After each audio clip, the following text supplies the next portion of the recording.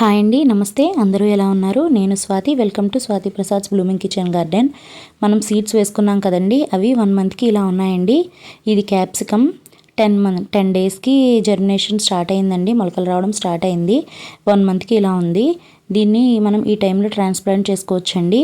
అంటే 4 to 6 leaves వచ్చాక మనం ట్రాన్స్ప్లాంట్ చేసుకోవచ్చు.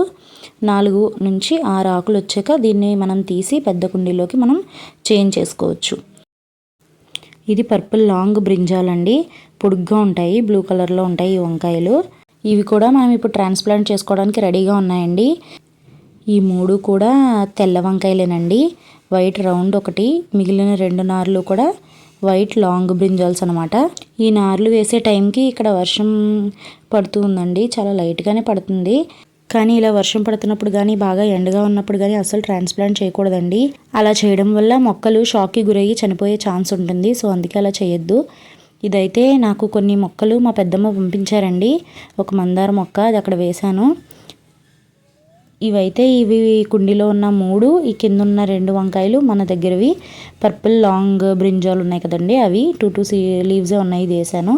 ఈ కనకాంబరం కూడా మా పెద్దమ్మ ఇచ్చారు. ఈ కనకాంబరము, ఇంకో మందార మొక్క, ఇదేమో పొన్నగంటి ఒకటి గుండకలరాకు, ఇవన్నీ ఇచ్చారు. ఇవన్నీ కూడా వేశాను. ఇవి మన ఇంట్లో ఉండే క్యాప్సికమ్ నారు. ఇది ఒక మందార మొక్క.